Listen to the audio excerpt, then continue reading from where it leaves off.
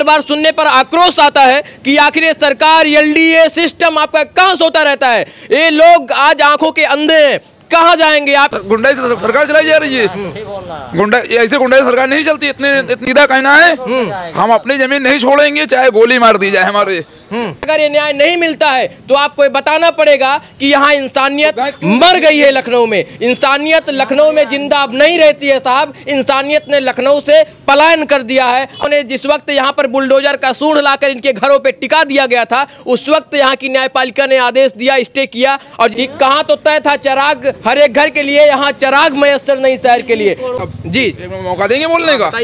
भाई साहब आप ये बताइए, हमको एलडीए और योगी जी कह रहे हैं कि अवैध हैं। हम कहाँ से मान लें हम अवैध हैं? यहाँ पे इतनी सुविधाएं हमको पहले क्यों दी? जब इतने गड्ढे थे, इतने हेवी हम लोग के घर वाले रात बच्चे रखाते थे, लकड़ा बग्गा खा जाता था। उसलिए सामने हमारी बहन बैठी है, वो भी संजय पूरी रात बच्चा लकड़ा बग्गे खाया है। भेड़िया आता था यहाँ पे, इतने ऊंचे गड्ढे थे। ठीक,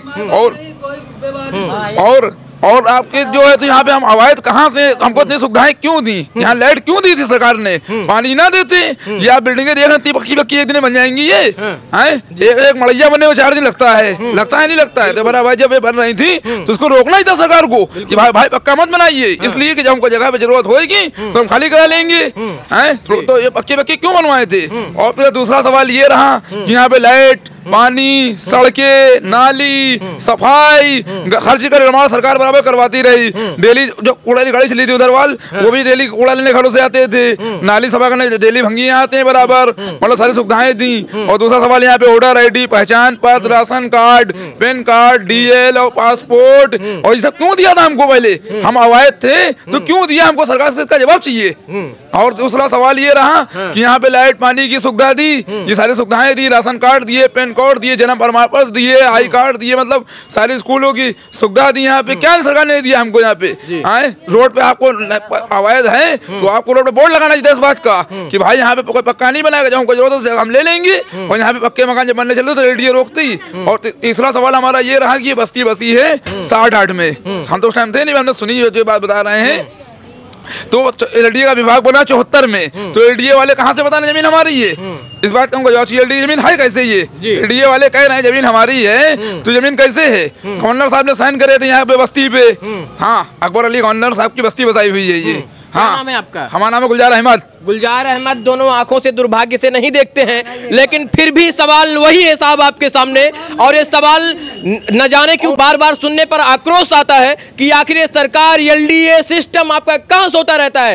ये लोग आज आंखों के अंधे हैं, कहाँ जाएंगे आप? इस ठिठुरती ठंड में अगर इनके आसियाने छीन लेंगे आप, इनके सर से अगर ये छत छिन जाएगी तो आप बताइए कि इनको कौन देखेगा, कौन रखेगा? इनका परिवार बिखर जाएगा, इनके आखिर इनका सहारा कौन होगा? जी बताएं। और एक चीज ये रही, मम्मी पापा हैं क्या? नहीं कॉलोनी सुनो, कॉलोनी दे रहे हैं 5.5 लाख रुपए कॉलोनी दे रहे हैं। हम लोग ठेला ढकेलने वाले आदमी 100-200 कमाने वाले कहाँ से किस्त ला के देंगे? हाँ, कॉलोनी दे रहे हैं, जंगल के अंदर ना लाइट है, ना पानी है, ना दरवाजे हैं, ना हमारा कारोबार है।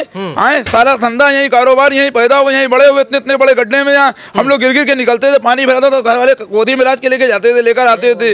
आज इतना ऊंचा करा गया सारी सुविधाओं के लिए कि चलो आने ना बच्चे जो हमारे सही हो जाएंगे यार। तो यार ये तो ऐसे भगाया जाएगा? ये चीज गलत है, नहीं गलत है? बिल्कुल गलत है, बहुत गलत। किसके साथ में आप रहते हैं भैया? हम 2 भाई रहते हैं साथ में। हाँ, तो माँ बाप नहीं है? नहीं। हाँ, तो घर मकान अपना यहाँ पे। हाँ। और यहाँ से खाली करा लेंगे। हाँ। कॉलोनी दे रहे हैं तो जो फ्री में कॉलोनी जानते हो क्या होता है? लोग गए वहाँ पे फोटो खींचते हैं और ऐसे कहते हैं निकल यहाँ से, यहाँ कॉलोनी नहीं है। फ्री में बताओ, ऐसे गुंडाई से सरकार चलाई जा रही है। ऐसे गुंडाई सरकार नहीं चलती। इतने मंत्री आए, किसी ने नहीं खाली कहा, बाकी सारे मंत्रियों ने सुविधाएं दी है यहाँ पे। गुजारिश क्या है सरकार से, सिस्टम से गुजारिश क्या है आपकी? हमारी सरकार की गुजारिश तो यही है कि हम यहाँ से जाएंगे नहीं छोड़ के।